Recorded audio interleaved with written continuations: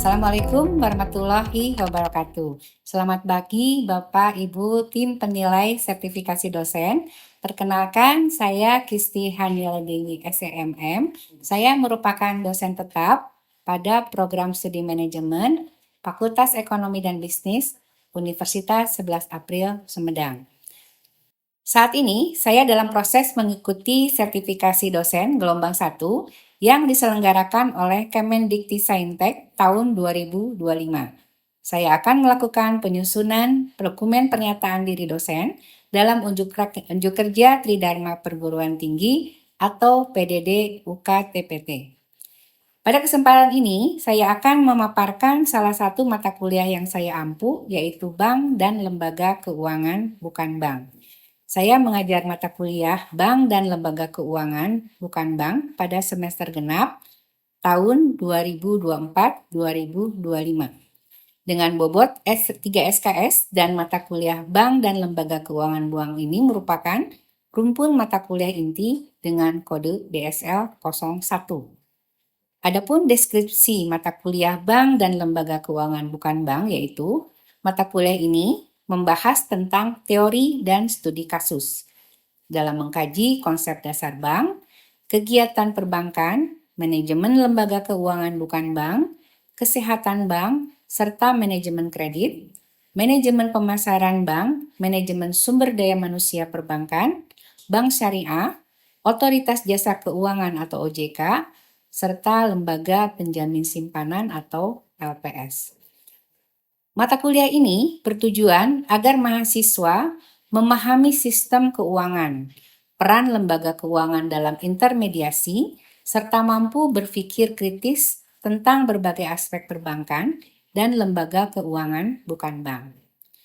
Sistem pembelajaran perkuliahan bank dan lembaga keuangan bukan bank ini diselenggarakan dengan pendekatan blended learning, yaitu perpaduan antara pembelajaran luring atau tatap muka langsung di dalam kelas dan juga daring atau secara online.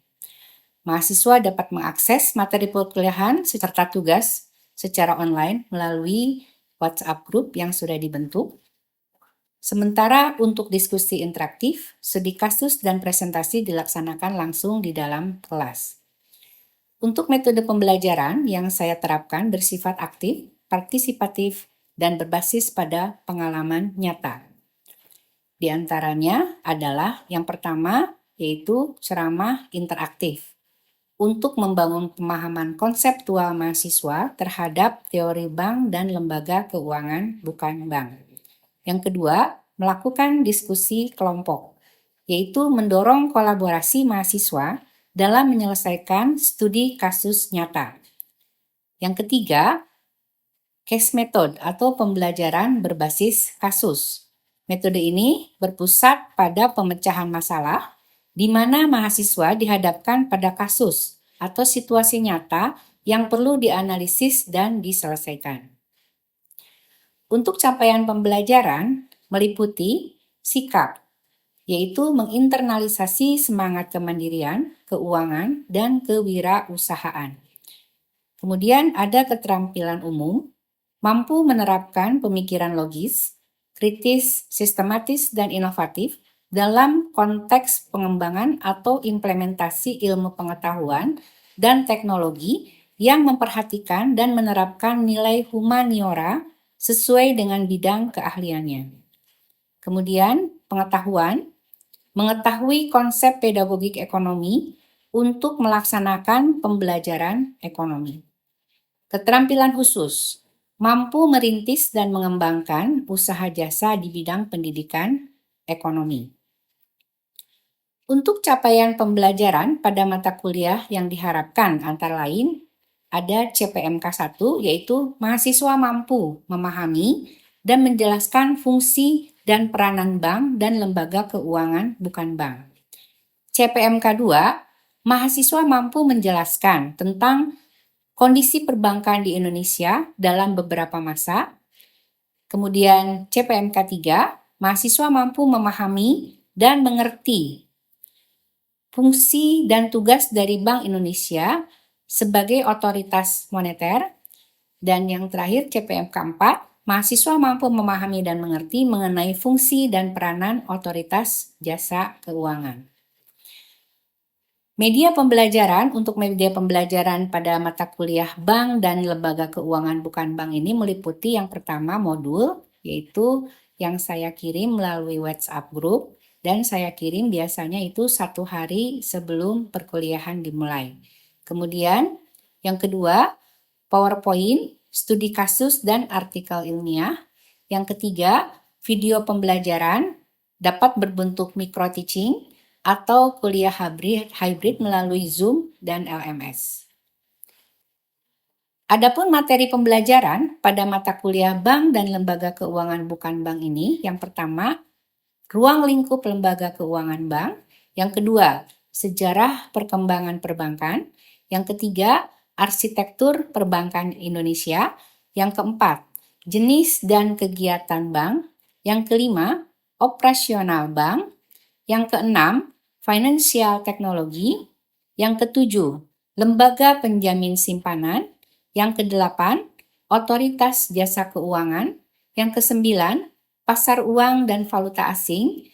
Kesepuluh, leasing dan finance. Kesebelas, asuransi dan dana pensiun. Kedua belas, pegadaian. Ketiga belas, anjak piutang dan modal ventura. Keempat belas, lembaga keuangan dan internasional. Di samping itu, saya juga di sini menyusun rencana pembelajaran semester atau RPS, yaitu berisi dokumen yang berisi rencana pembelajaran untuk satu semester yang disusun oleh dosen. Nah, RPS sendiri ini berfungsi juga sebagai panduan bagi mahasiswa dalam melaksanakan perkuliahan dan mencapai capaian pembelajaran lulusan atau CPL yang telah ditetapkan. Nah, untuk RPS ini sendiri disusun oleh saya sebagai koordinator mata kuliah dan juga ada dosen pengembang. Selanjutnya ada kriteria penilaian. Kriteria penilaian dalam mata kuliah bank dan lembaga keuangan bank bukan bank ini mencakup 6 komponen utama. Yang pertama yaitu ujian tengah semester dengan bobot 10%. Kemudian ada ujian akhir semester dengan bobot 15%. Tugas dengan bobot 5%. Kemudian kuis dengan bobot 5%. Hasil proyek dengan bobot sebesar 55%. Serta kehadiran dan keaktifan di dalam kelas, baik itu secara verbal maupun diskusi, itu nilainya sebesar 10%. Penilaian ini dilakukan secara objektif berdasarkan indikator seperti ketepatan dan penguasaan materi, kemudian partisipasi aktif, serta kemampuan analisis terhadap studi kasus. Kemudian saya juga menggunakan rubrik penilaian yang jelas dan terukur, serta hasil evaluasi saya sampaikan kembali kepada mahasiswa sebagai bagian dari proses umpan balik untuk meningkatkan kualitas pembelajaran mahasiswa. Nah, dengan pendekatan ini, saya berkomitmen untuk menciptakan pembelajaran yang berpusat kepada mahasiswa, sekaligus menyiapkan lulusan yang mampu berpikir kritis, adaptif terhadap perubahan.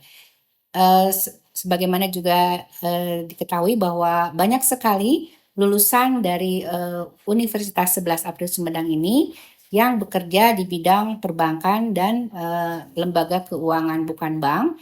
Nah, dengan materi perkuliahan bank dan lembaga keuangan bukan ini bisa membantu para mahasiswa yang misalnya ingin berkarir di bidang perbankan atau berkarir di bidang lembaga keuangan bukan bank seperti di perusahaan asuransi, pegadaian atau leasing ya, untuk mengetahui bagaimana sih dunia kerja di dunia perbankan dan dunia lembaga keuangan bukan bank dengan mempelajari dari materi perkuliahan ini.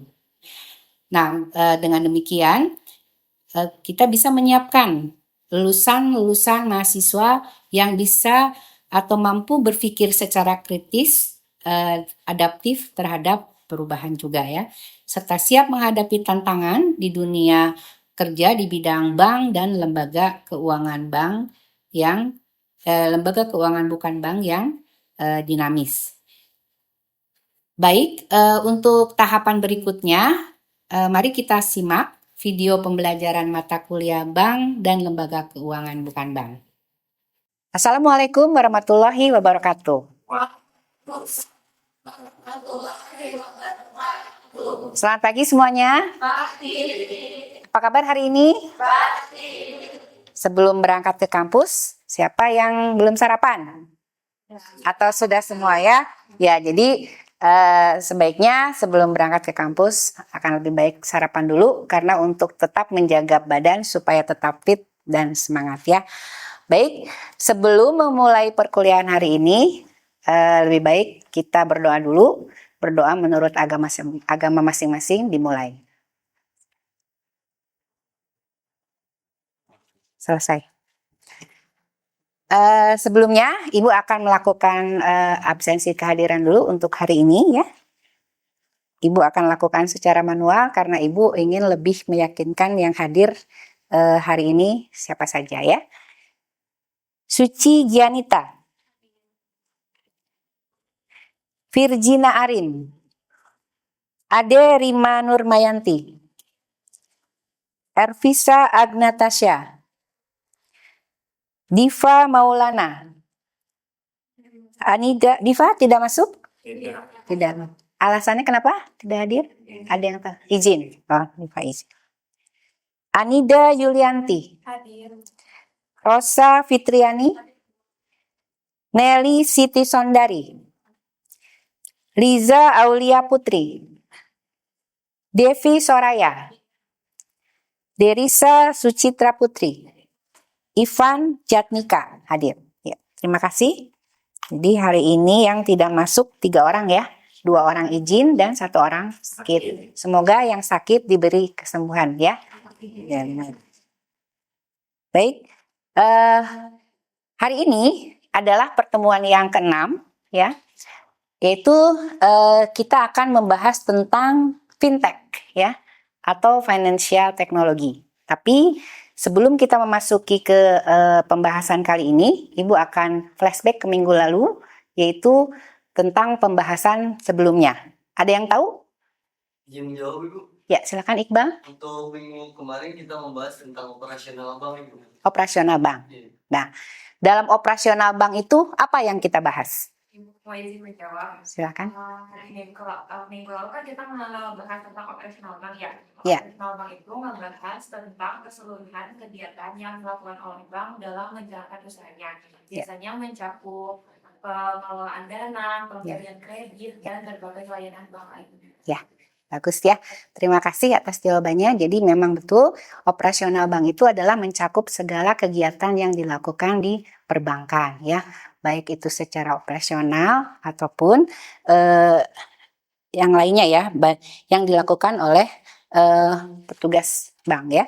Nah, pengertiannya sendiri di sini financial technology adalah bentuk teknologi yang bertujuan untuk meningkatkan penggunaan layanan keuangan ya. Jadi sekarang tuh dari segi keuangan kita bisa dibantu oleh teknologi yang memberikan kemudahan ya bagi kita semua. Jadi fintech ini digunakan untuk membantu perusahaan, pemilik bisnis dan konsumen mengelola operasi keuangan ya, seperti proses dan kehidupan mereka dengan lebih baik dengan memanfaatkan perangkat lunak ya.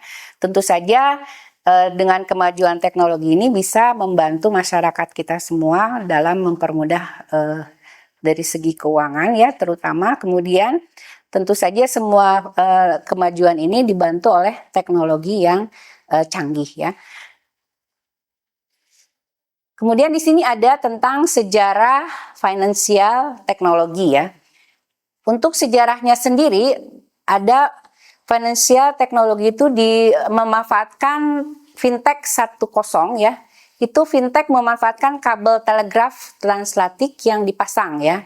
Jadi pada tahun 1918 lahir sistem pengiriman elektronik bernama Fedwire ya. Jadi Kemudian tahun 1950-an juga terjadi perubahan dalam sistem pengiriman uang, yaitu dengan kartu kredit. Kemudian itu terjadi pada tahun 1866. Pada tahun 1967 itu ada fintech 2.0 ya, 1.0, kemudian ada 2.0, yaitu terciptanya ATM ya. Fintech 3.0 ya atau 3.0, lahirnya banyak startup pada jasa keuangan serta lahirnya smartphone untuk dapat menggunakan mobile banking. Tahun 2009 muncul Bitcoin ya sebagai alternatif investasi. Ya, sudah pada tahu dong Bitcoin ya? Itu salah satu program investasi ya. Kemudian di sini ada tentang manfaat finansial teknologi ya. Manfaat finansial teknologi itu yang pertama meningkatkan perkembangan perusahaan baru atau startup ya. Kemudian meningkatkan taraf hidup. Kemudian mengurangi jumlah pinjaman yang memiliki bunga lebih tinggi ya. Jadi ini dianggap sebagai pesaing bank ya. Fintech ini merupakan secara tidak langsung merupakan persaingan untuk bank. Kemudian membantu UKM mendapatkan modal usaha berbunga rendah. Kemudian mempermudah layanan finansial dan mendukung inklusi keuangan nasional ya. Jadi ini adalah beberapa manfaat dari fintech ya. Ada 6 manfaat ya. Untuk meningkatkan perkembangan perusahaan baru atau startup ya, kemudian meningkatkan taraf hidup, mengurangi jumlah pinjaman yang memiliki suku bunga tinggi, membantu UMKM mendapatkan modal usaha, mempermudah layanan finansial, dan mendukung inklusi keuangan nasional. Ada beberapa jenis dari financial teknologi ya. Jenis yang pertama adalah peer-to-peer lending atau disingkat dengan P2P ya. P2P ini adalah sebuah layanan pembiayaan yang mempertemukan antara investor dengan yang membutuhkan dana. Ya. Di sini ada yang tahu contohnya seperti apa? Jawab, Bu. Ya, silakan. Ini ada aplikasi S-Pinjam, Ya. aplikasi Akulaku, aplikasi Kreditpo, Ya. dan aplikasi Dana Mas. Oh ya. Nah, untuk pembahasan fintech ada kasus yang harus diselesaikan ya atau studi kasus. Nah, Ibu kebetulan sudah share di WA Group untuk materinya. Sekarang Ibu ingin membentuk kelompok dulu ya untuk pembentukan kelompok karena ini bersifat studi kelompok yang harus diselesaikan. Silahkan nanti dianalisa oleh kelompok masing-masing. Untuk itu kita nanti diskusikan ya dengan cara presentasi. Kelompoknya di sini mungkin dibagi 5 kelompok saja ya, karena kan jumlahnya jadi mulai berhitung saja di sini dari angka 1 sampai dengan 5, kemudian nanti setelah 5 diulang lagi kepada angka 1 ya. Silakan. 1, 2, 3, 4, 5, 1, 2, 3, 4, 5. Silakan yang angka 1, kelompok 1 berkumpul di sebelah sini ya, dan kelompok 2 di belakangnya. Kemudian kelompok 3 di belakangnya, kelompok 4 di sebelah sana, dan kelompok 5 di sini. Silahkan. Ya. Silahkan dibuka di WA Group. Ibu sudah share untuk case method kali ini ya. Jadi studi kasus yang harus dianalisa oleh masing-masing kelompok. Di situ ada kasus yaitu tentang Anissa adalah seorang mahasiswa yang tinggal di kota besar. Untuk mengatur keuangan bulanannya, ia menggunakan aplikasi dompet digital atau e-wallet ya.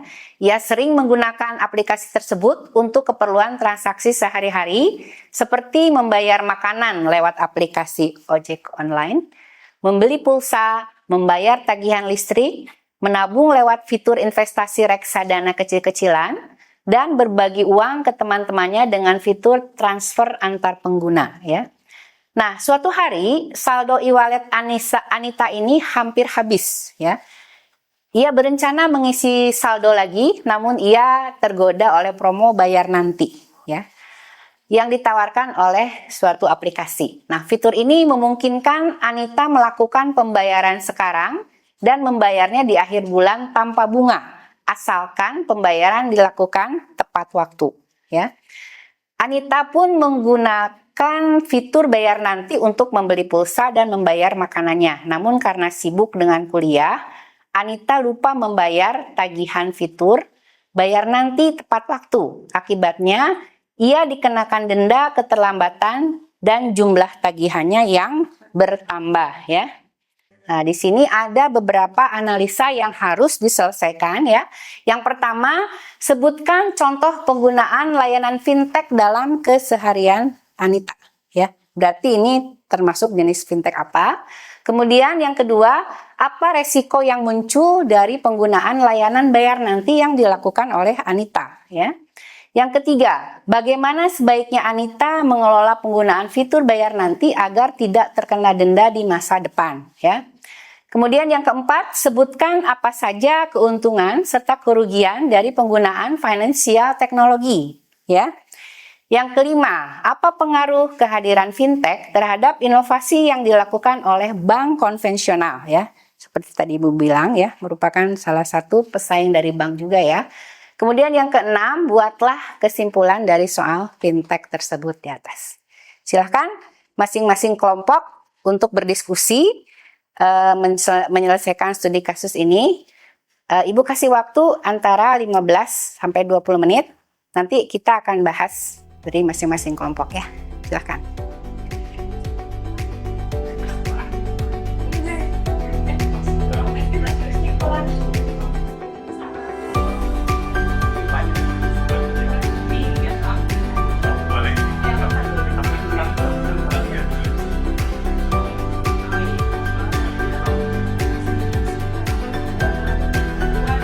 Audio Jungle.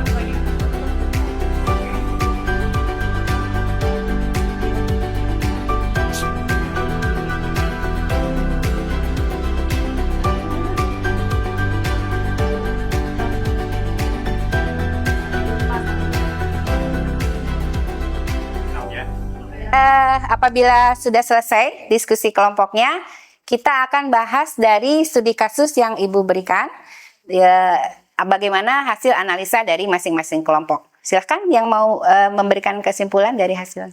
Ya, ya silakan perkenalkan dulu Ivan. Bisa berdiri. Perkenalkan, nama saya Ivan Janika, saya perwakilan dari kelompok 1 ingin menanggapi hasil kesimpulan dari fintech ini. Ya, silakan. Untuk kesimpulannya yaitu fintech telah membawa banyak kemudahan dalam kehidupan sehari-hari seperti pembayaran digital, investasi online, dan layanan kredit tanpa kartu atau pay later, seperti yang dimanfaatkan oleh Anita. Namun, penggunaan layanan ini juga memiliki risiko, terutama terkait kebiasaan konsumtif, penumpukan hutang, dan potensi denda akibat keterlambatan pembayaran. Untuk menghindari masalah keuangan, Anita perlu mengelola penggunaan fitur bayar nanti dengan bijak, seperti mencatat transaksi, mengatur pengingat pembayaran, dan memprioritaskan kebutuhan penting. Dengan demikian, meskipun fintech memberikan banyak manfaat, penggunaan harus tetap waspada terhadap risikonya dan mengelola penggunaan secara bertanggung jawab. Sementara itu, bank konvensional perlu terus berinovasi agar tidak tertinggal oleh perkembangan teknologi keuangan yang semakin besar. Baik, Ya, terima kasih. Ya. Terima kasih. Silakan, ada yang bisa memberikan kesimpulan lagi dari kasus? Silakan, kelompok berapa? Ya, silakan. Bagaimana kesimpulan dari studi kasus ini? Kesimpulan dari materi tersebut, kasus Anita menunjukkan bahwa fintech sangat membantu dalam kehidupan sehari-hari dengan memudahkan transaksi, pembayaran, investasi, dan berbagi uang. Namun, penggunaan layanan seperti bayar nanti harus dilakukan secara bijak. Kurangnya pengelolaan bisa mengakibatkan denda, penumpukan hutang, dan masalah keuangan. Fintech memberikan banyak manfaat, tetapi juga membawa resiko yang harus dipahami. Kehadiran fintech juga memaksa bank konvensional untuk berinovasi dan meningkatkan layanan berbasis digital agar tetap bersaing di era modern. Ya, terima kasih. Silakan selanjutnya yang bisa silakan dari Risa. Ini saya dari kelompok 2 akan membacakan mengenai kesimpulan dari materi yang diberikan. Jadi di sini kehadiran finansial teknologi atau fintech ini memberikan banyak kemudahan bagi Anita dalam melakukan transaksi sehari-hari seperti membeli pulsa, membayar tagihan, dan berinvestasi. Namun, penggunaan fitur bayar nanti tanpa pengelolaan yang baik dapat menimbulkan resiko denda dan utang yang membengkak. Oleh karena itu, Anita harus lebih bijak lagi dalam menggunakan fitur keuangan digital agar tidak terbebani di kemudian hari, serta tetap mengatur keuangannya secara disiplin meskipun semua pelayanan secara teknis. Semuanya sudah memberikan kesimpulan dari hasil analisanya ya, dan Ibu lihat semuanya jawabannya sudah bagus-bagus ya. Terima kasih, sudah sesuai dengan yang diharapkan. Nah, untuk kita akan samakan dulu persepsi ya tentang jawabannya ya. Di sini yang pertama yaitu sebutkan contoh penggunaan layanan fintech yang dialami oleh keseharian Anita, yaitu fintech yang Ivan jelaskan tadi, yaitu tentang e-wallet ya.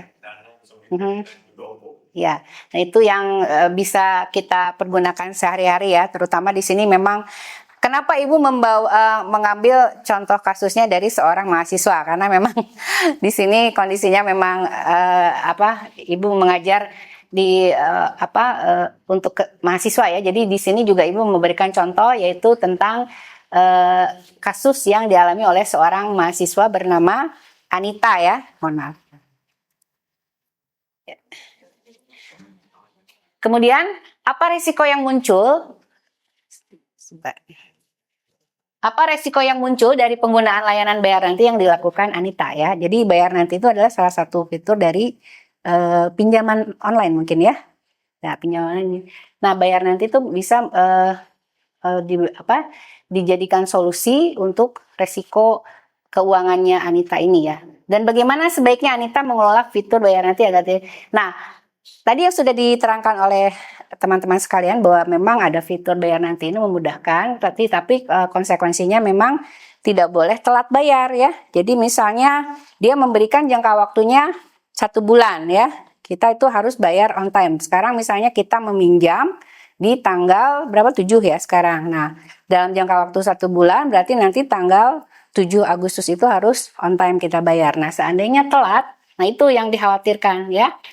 Apabila telat itu akan diberikan denda. Nah, untuk pinjaman online sendiri di sini termasuk kategori bunga yang beragam ya. Itu tergantung dari si aplikasinya sendiri, berapa yang dia bebankan untuk bunganya ya. Kemudian sebutkan apa yang menjadikan keuntungan dan kerugian dari fintech ya. Tadi sudah dijelaskan juga. Kemudian apa pengaruh kehadiran fintech terhadap inovasi yang dilakukan oleh bank konvensional. Tentu saja ini merupakan pesaing bagi bank konvensional ya. Dan kesimpulan yang di atas, bagaimana caranya supaya si Anita lebih cermat lagi dalam menggunakan aplikasi bayar nanti itu ya. Hari ini kita cukup sekian saja untuk pertemuan perkuliahan Financial Technology. Terima kasih. Tapi sebelum kita tutup, bisa dirapihkan dulu kursinya. Ya. Ya. Untuk pertemuan selanjutnya kita akan membahas tentang pegadaian ya, yaitu minggu depan. Nah, sebelum memasuki perkuliahan mungkin 1 hari sebelumnya Ibu akan share di WA group tentang materi pegadaian ya. Nanti dipelajari, silakan dipelajari untuk kita bahas minggu depan. Sebelum kita akhiri perkuliahan hari ini, kita berdoa dulu ya. Berdoa menurut agama masing-masing. Silakan.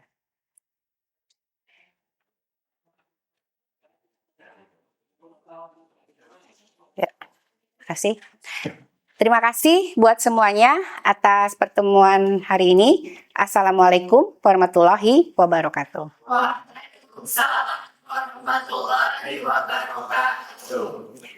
Sekian video rekaman pembelajaran dalam mata kuliah Bank dan Lembaga Keuangan Bukan Bank pada program studi manajemen Fakultas Ekonomi dan Bisnis Universitas 11 April Sumedang. Video ini digunakan sebagai salah satu syarat penyusunan dokumen pernyataan diri dosen. Semoga dapat menjadi pertimbangan dalam proses pengajuan sertifikasi dosen gelombang 1 tahun 2025. Terima kasih atas perhatiannya. Wassalamualaikum warahmatullahi wabarakatuh.